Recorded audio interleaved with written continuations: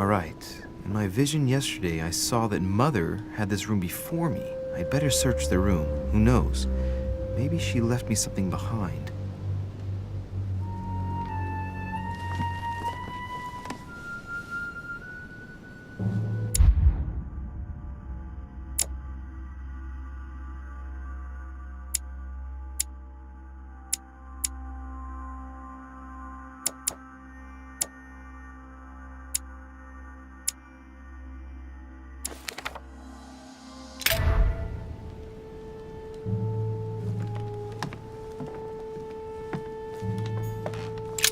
Writing material.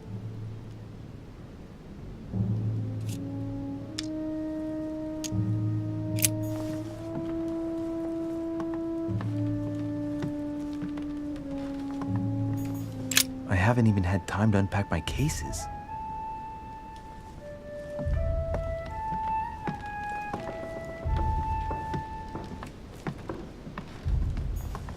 Nothing.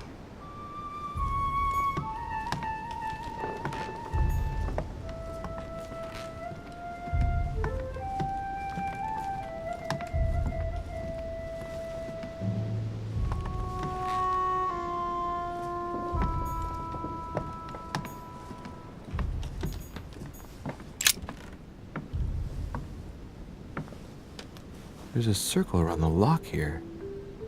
Must be the trunk Mortimer was talking about. The key should open it.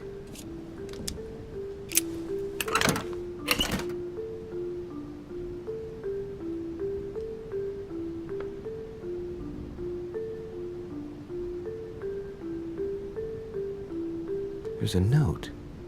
Effects of Sœur de Richer, to be given to her son, Louis. I should probably take it. I have no space left. I'll retrieve it later.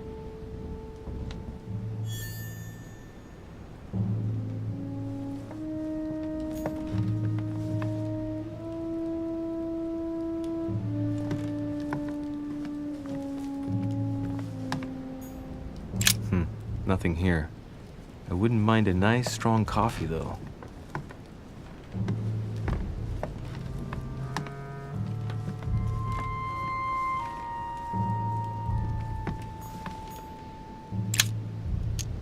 Amber crystals. Oh, this bookcase is well stocked. Oh, this book has been put back the wrong way round.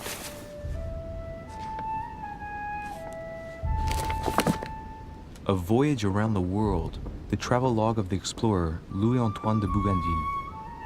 One of Mother's favorite books. What a coincidence.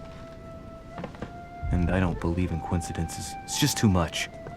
I don't know what's going on here, but if you felt threatened, I'll bet you'd leave a clue, wouldn't you, Mother? Found it. A faint sign of the order, barely visible. Mother, you undoubtedly must have hidden a clue in this book. Let's see if I can find anything else in this room.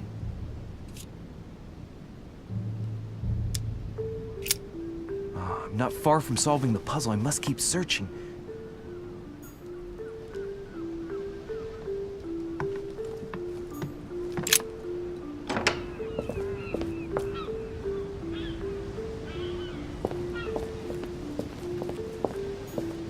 A priest's robe. Crosses. Must be Piaggi's room.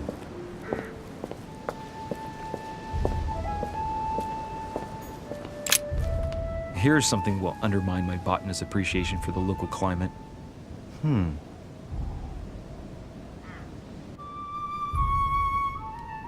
Let's recap. My mother was in this room. I found a rare edition of her favorite book. She must have left something behind. She must have used the writing materials. What if she used lemon juice instead? An old trick used to hide messages. A message using invisible ink. I bet she used a lemon to leave a message. Now, how do I reveal the message?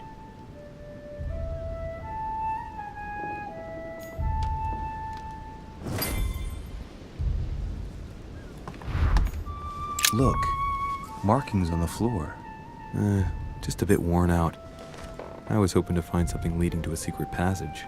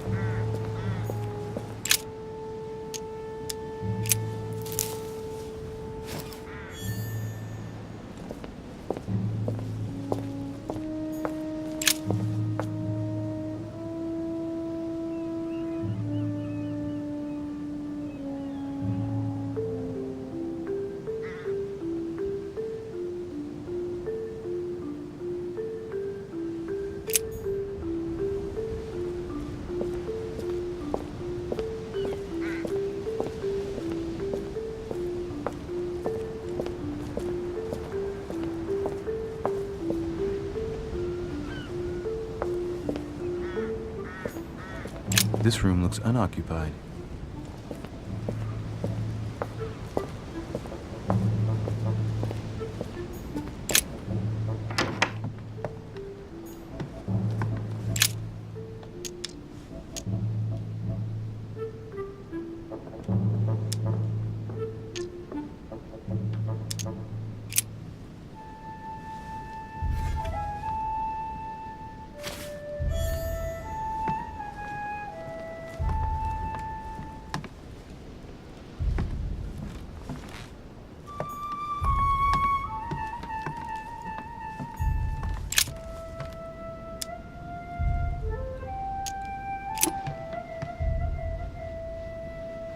Well, I think I've searched everywhere. Maybe I should try it out on the book.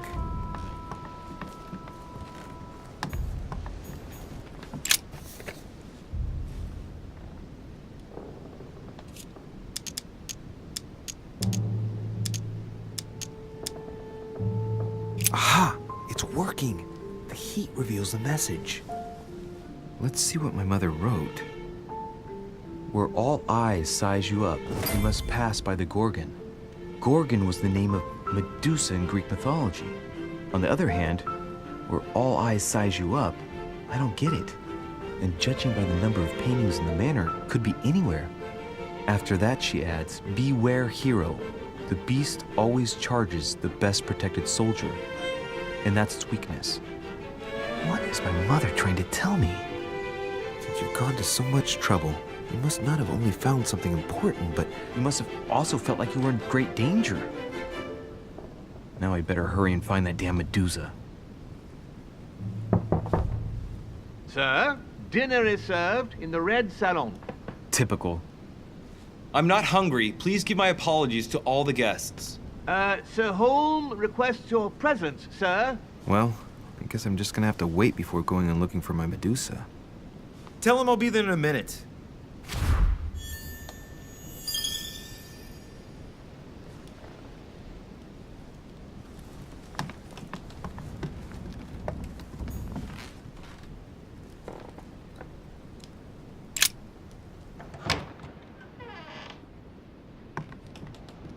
If I get a chance, I may have to take a little tour through the rooms of the other guests.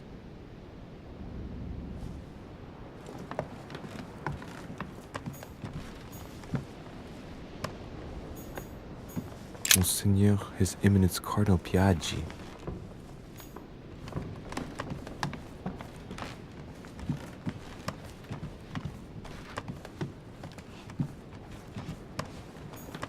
Duke Manuel Godoy.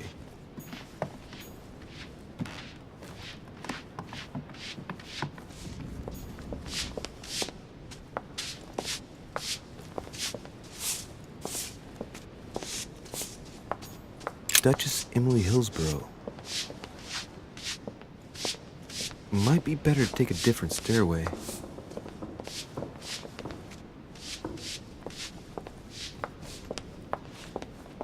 That must be the door to the room of the soldier I saw in my vision. Monsieur Napoleon Bonaparte.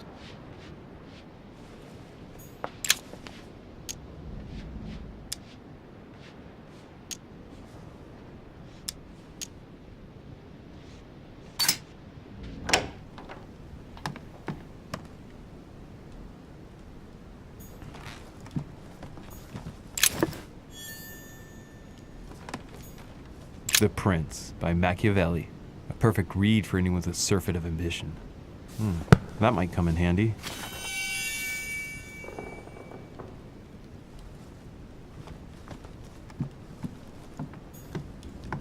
Hannibal crossing the Alps. Another military success. Why do I get nothing but visions of horror in my room? And he gets victory after victory? Honey, I couldn't have hoped for better.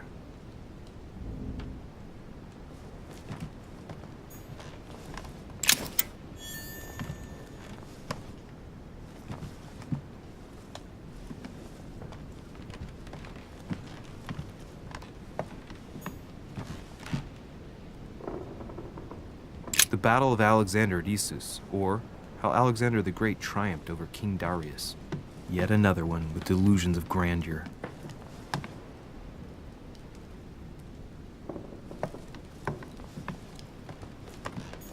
A bicorn decorated with a cockade.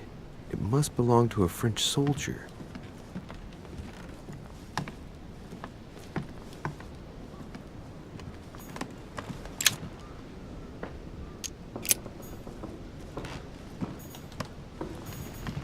It's a beautiful weapon. Levy damask blade. It's marked with the initials of the manufacturer in Versailles. My dearest son, I'm writing to implore you to act quickly. The situation is rapidly worsening here. Paoli continues to steer our motherland, Corsica, toward open warfare between France and England. His men are everywhere. We are obliged to go into hiding and are unable to remain in the same place for more than 2 days. I wouldn't be surprised if they targeted us soon. Make haste, my son. You hold our destiny in your hands. Your loving mother, Maria Letizia Bonaparte.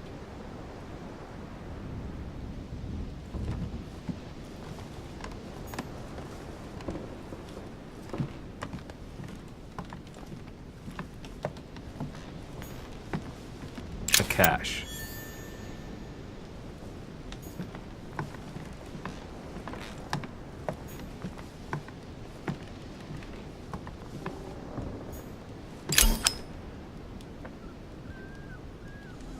Amber crystals. French actor Talma is Nero in Britannicus, the last emperor of the Caesar dynasty.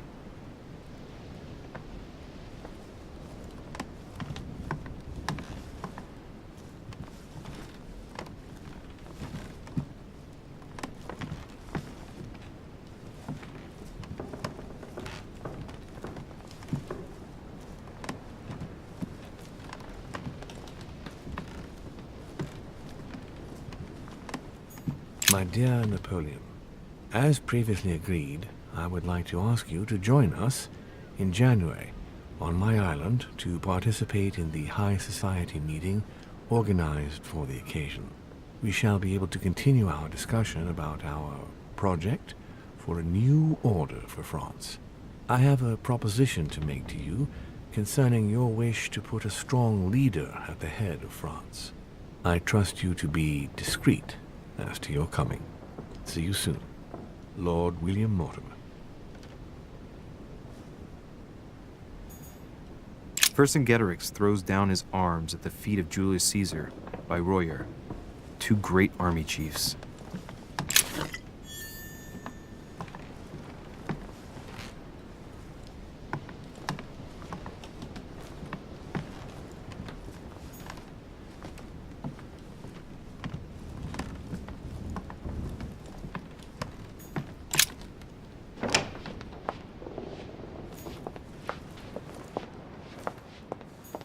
Sir Jacques Perru.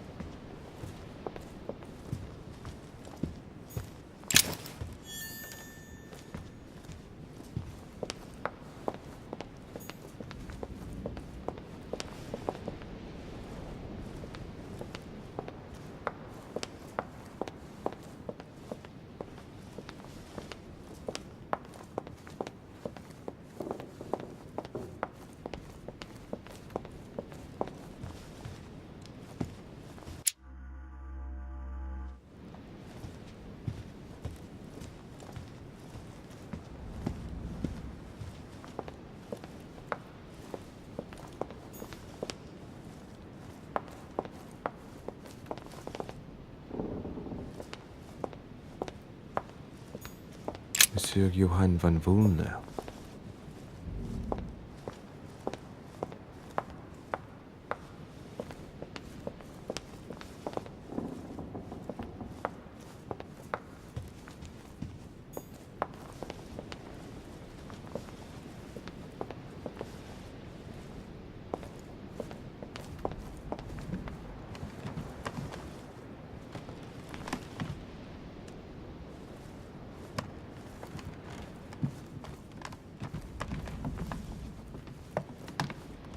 That's the door to Elizabeth's room.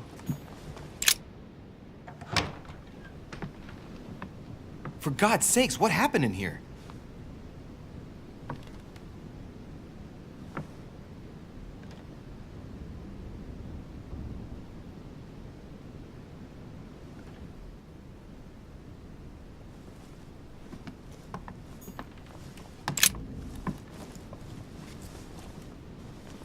A chest with a half-circle pattern.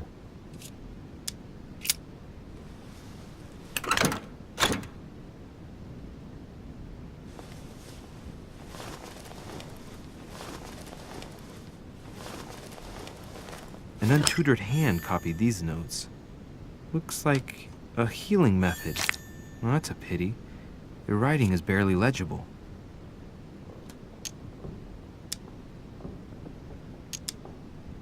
Feet and hands are bound. A piece of cloth in the mouth prevents the tongue from being sectioned. It looks like preparation for an exorcism. Is Elizabeth really possessed?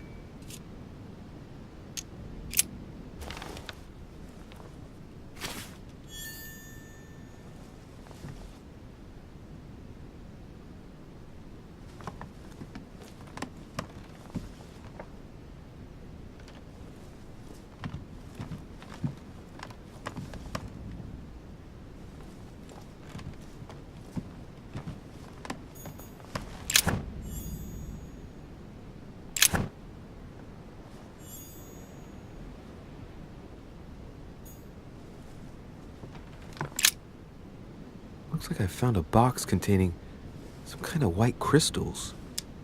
Well, let's see what it tastes like. Ugh. I really need to stop tasting everything I find now.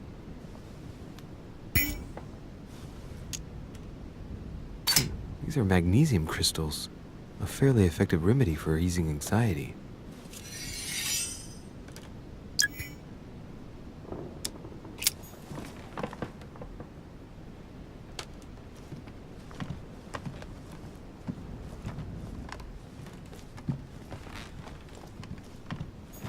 My dear Elizabeth, I'm writing to inform you of some unfortunate news. We won't be able to meet as planned on the first Sunday of May. I've been told that you're no better, and, unfortunately, your brothers and I are absolutely snowed under by the work required to govern this new country. Please excuse us. As soon as we can get free, even if it's just for a day, I promise we shall come and see you. Your loving father, John Adams. P.S. Don't hold it against your mother. She still isn't ready. Please don't judge her. I'm sure you'll be able to put all of this behind you one day.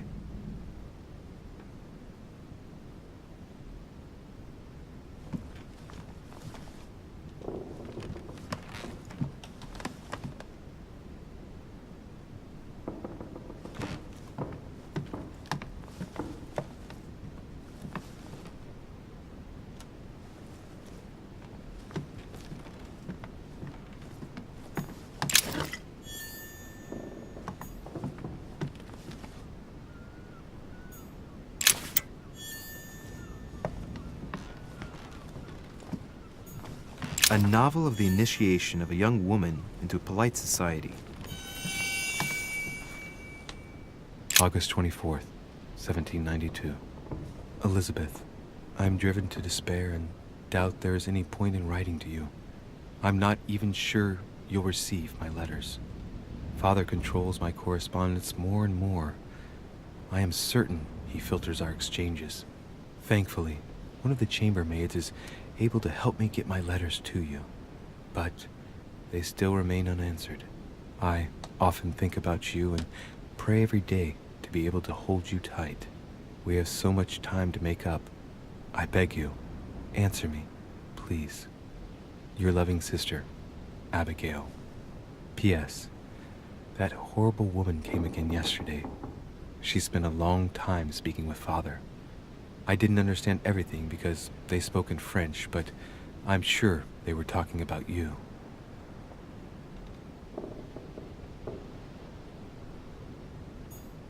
June 11th, 1791. My dear Elizabeth, your last letter gave me much cause for concern. Your words were so cold, as if emotions no longer matter to you. Father maintains that the secondary effects of your treatment still trouble you, but that they will soon subside. Should I believe him? I cling to the belief that we shall soon see each other again, at long last. Right soon. Your loving sister, Abigail. P.S. Don't forget to tell me what present you want.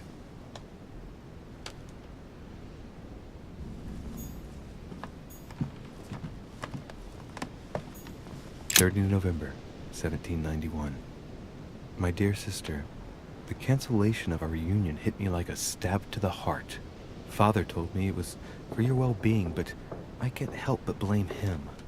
He claims that your condition has worsened and that it could be dangerous for both of us if we met. If only I knew where you were, believe me, I'd be at your side. I haven't received any news from you in a long time. Please write. Your loving sister, Abigail. P.S. I hope you like the enclosed talisman.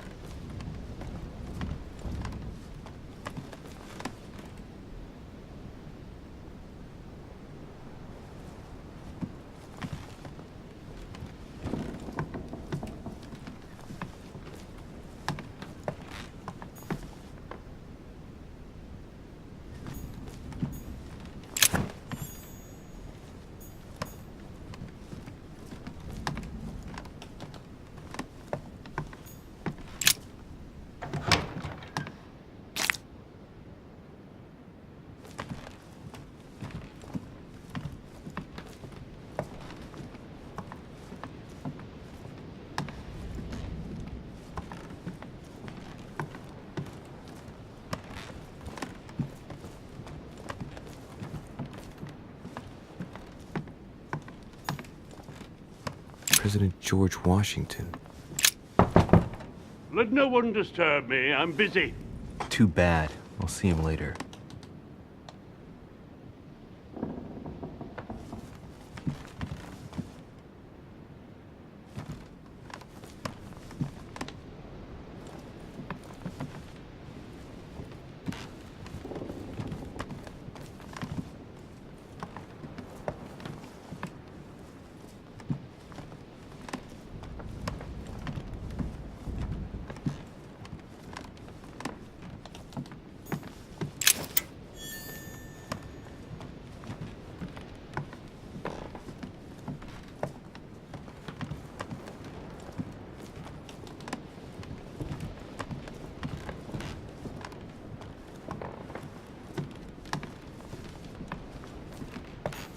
Huh, that's me.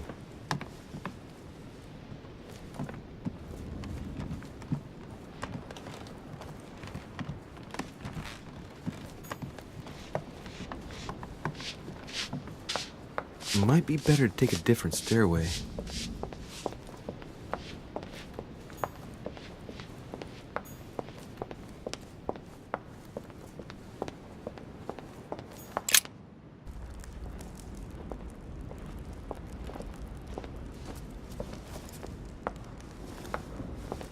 Excuse me, Monsieur de Richet. I really need to talk to you. Hello. You're Elizabeth Adams, aren't you? Yes, I regret that we haven't been properly introduced. You had us all worried last night. How are you feeling today? Better. I was just a bit queasy. Don't worry about it. It happens all the time. Do you really want to know what made me ill? Last night, I found out that your mother was on the island. What are you doing here?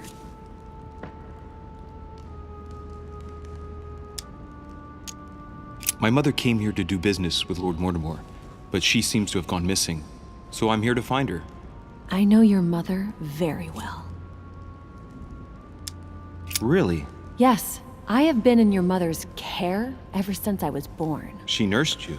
Oh, I wouldn't say nursed. No. I remember her stare, cold as ice. Her sadistic hands pressing over my mouth to silence me while I screamed in pain. I remember her knees, too. She held me down with them while she cut and burned scars into me. Hold on a minute. What do you mean? You can ask her when you see her. Huh, she's getting more and more agitated. Look, I've got to go. Wait. I need to know more about you and my mother. Why did she put you through all of that? There must be some reason for what she did. What's the point of rubbing salt in the wounds? I want to find out what really happened. No, you really don't want to know what your mother did when I shed my first blood at puberty. On the contrary, you can tell me anything. Let me be my own judge. I know your little game. You're no different from the rest of them. You couldn't give a damn about me. The only thing you're interested in is finding out about your mother. Don't say that. Not everyone wants to use you. Some people care about you, don't they? Haven't you got a sister? Yes. I'm sure she loves you with all her heart. She's the only one who cares about me. I would have put an end to it all by now if it weren't for her. Since you insist, I'll tell you how I met your mother. Thanks for trusting me. You see, before I was born, my mother often suffered from hallucinations and fits of anger. Soon people could barely recognize her. She became a completely different person. So my father spent an enormous amount of money paying for the best doctors, but none of them were able to cure her. The last resort was to call a priest. So, is that what your father did?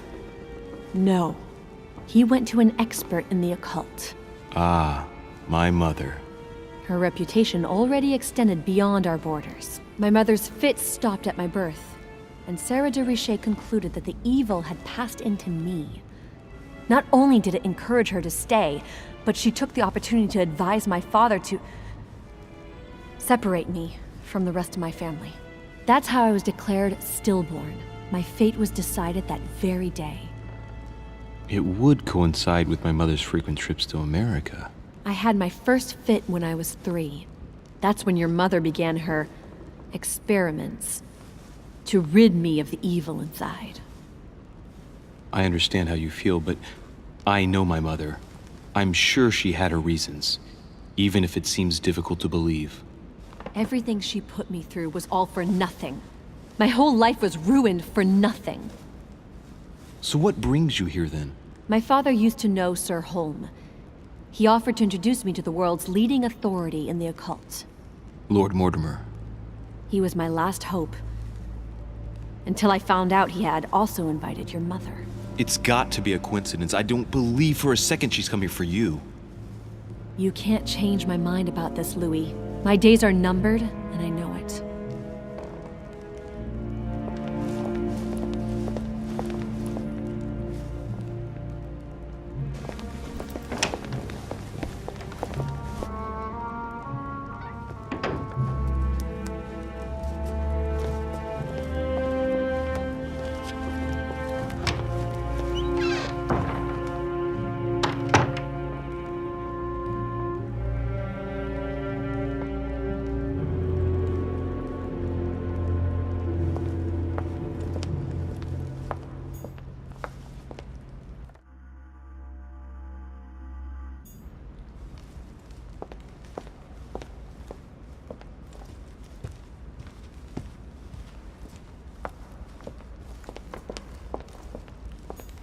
What can I do for you, sir? I am at your service, day and night, sir. I would like to speak about your master, Lord Mortimer. Do please excuse me, sir, but I shall make no comment about my master. Is there anything else that sir would like to know? What can you tell me about the guests? Do excuse me, sir, but I am bound by discretion to say nothing about Lord Mortimer's guests, sir. Perhaps sir would like to know something else?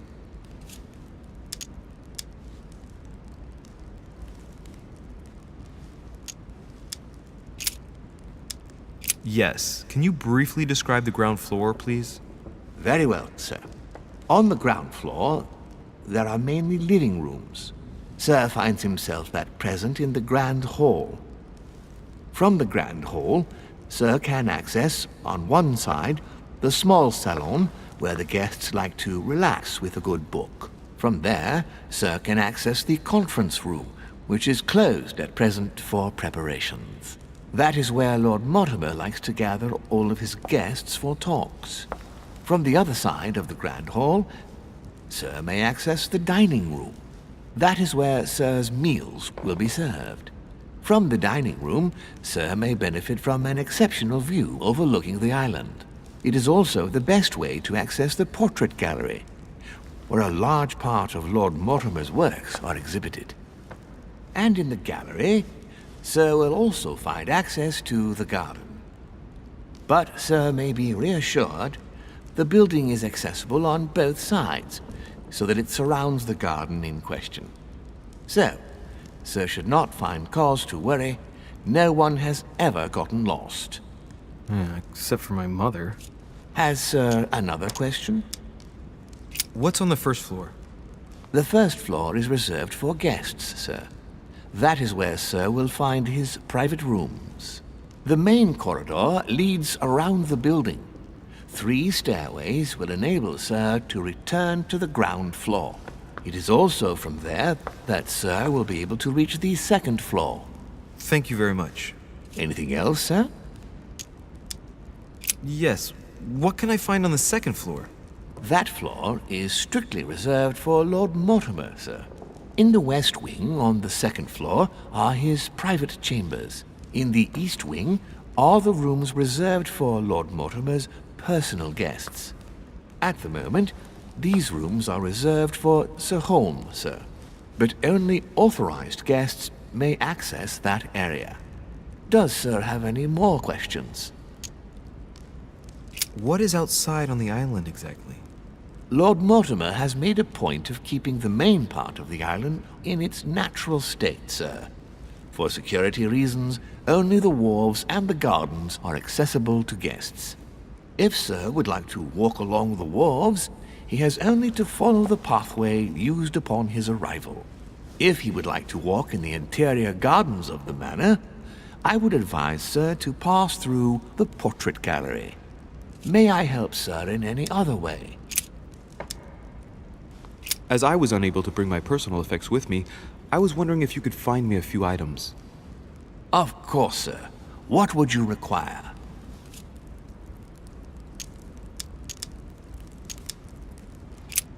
What's that book you're hiding in your jacket?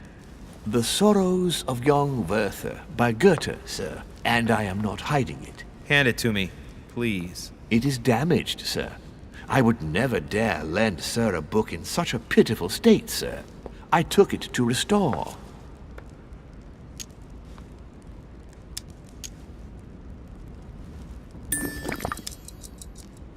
Hang on, but it's mine. Beg pardon, sir? It's my book. I'm telling you, it's my book. With all due respect, sir, I hope Sir will understand that I have doubts. You see, I found it in Lord Mortimer's library. Well, there you are then. That's exactly where I left it.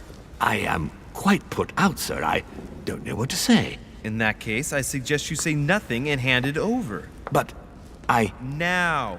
But, sir, Very well, sir. Here you are. May Sir take good care of it. It is damaged. And you've damaged it as well?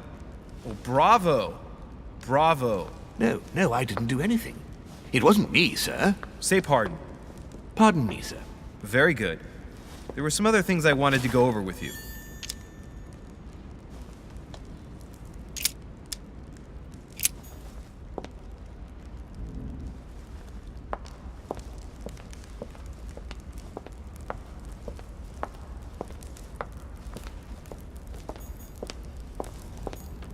Hey, a Russian ruble. I wonder what it'd be worth today.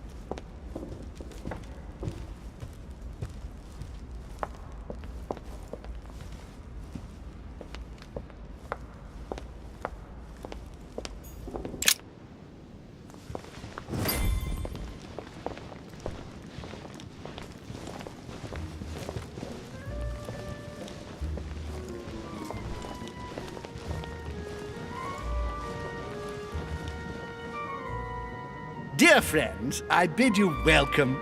I hope the night was not too short.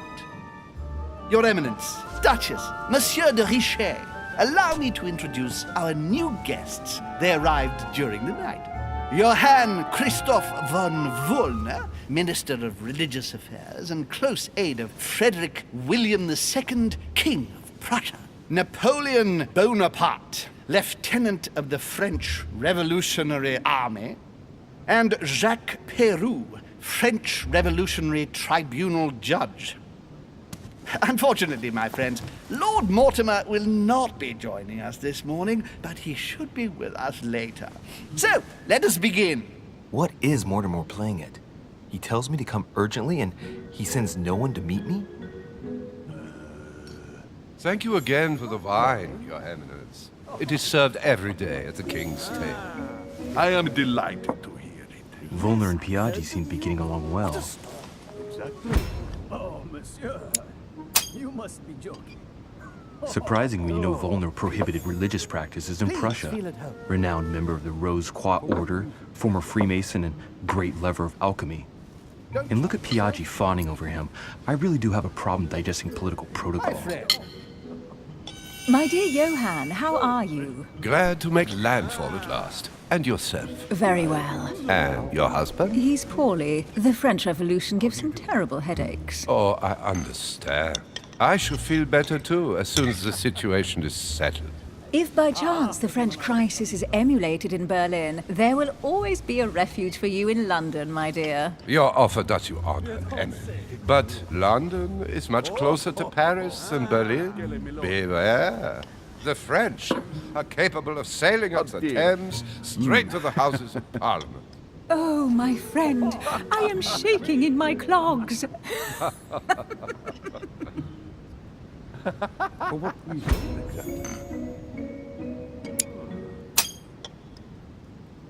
A Prussian-Britannic coalition is not good for France. The last time we fought against them, our empire went up in smoke. Is the wine to your liking? Very much so, Sir Gregory. Such complexity. Typically French. A Southern, isn't it? Absolutely. If I'm not mistaken, this is not Lord Mortimer's favourite wine. It is yours. In his absence, I have taken the liberty of making a slight deviation from the rule, but I count on your discretion. Don't worry, I appreciate the same grape varieties as you. I remember the last time we tasted that nectar here at this table. The finest minds of the century were present. And the last time we drank it, the orphanage in Bloomsbury was still in ruins. Would you repeat that? Oh, well, I put some small effort into the works. The orphanage reopened just before Christmas. The bedrooms, washrooms, and the classrooms had all been refurbished. I don't know what to say. You have given the girls a wonderful Christmas gift. Thank you. I made a promise. Now it is done.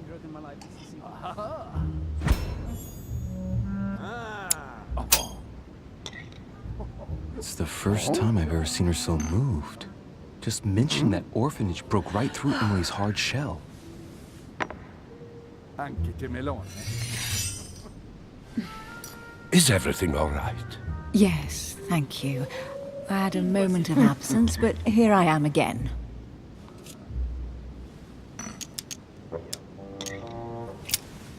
What do you think of Volner? If you had helped me last night, I might have been willing to answer you. But that was not the case. Monsieur de Richet? It would seem we have common interests. Could we speak in private, please? And you, sir?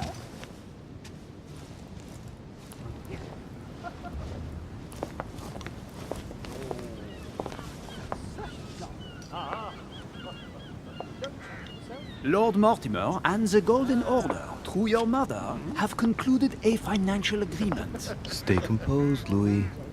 I'm listening. An agreement for cannons. Lord Mortimer assured me that you are to take over the project on behalf of your mother. You must know that I am deeply sorry about their disappearance, but I must validate the deal urgently if I want to be able to organize things properly. I haven't seen Lord Mortimer yet. I'm afraid I'll be unable to answer your questions. He assured me that you could replace your mother during her absence. I appreciate his confidence, but still, this is a bit hasty. But please continue. Of course, but I need to know if I can count you among my allies. Well, of course. And for that, I have a little question for you. The agreement stipulates an aid of 50,000 louis d'or for 200 cannon.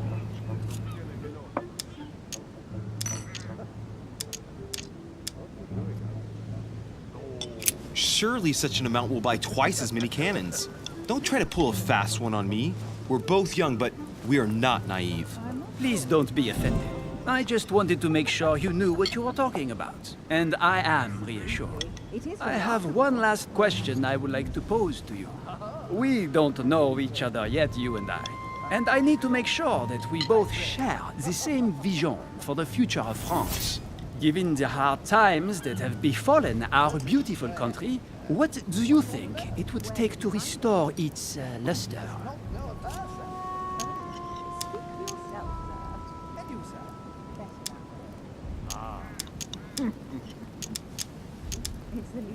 The revolution was a good thing, but it gave birth to a monster.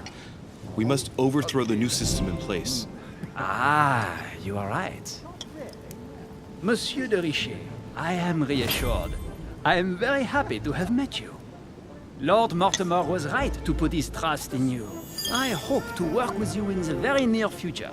I would like to thank you for your support by offering you this humble little gift. Reflections on the Revolution in France. Monsieur Bonaparte, I thank you for this gesture, and please know that I, too, am delighted to have met you. It is remarkable. My friends, I would like to say a few words, please. I would like to thank Lord Mortimer, and you, Sir Holm, for bringing us all together here. Those of us for whom it is not the first time here, like me, are all trembling in sweet anticipation of the arrival of our host. For the rest, I would like to reassure you that Lord Mortimer always has a few surprising projects to propose. But I can assure you that each and every one of us has always benefited from them. The last time I came to this place, Lord Mortimer offered to help me in my electoral campaign for the presidency of the United States. And it is imminently clear that his support was an invaluable aid to us. We are here among like-minded people. So let us put aside the conflicts in which some of our nations find themselves at present. So I raise my glass in honor of you all, my new and old friends. I trust you shall not be disappointed, Mr. Washington. Right, we shall meet again tomorrow. All the guests will be present, as well as Lord Mortimer, I hope. Until then, I trust you will find plenty to keep you amused.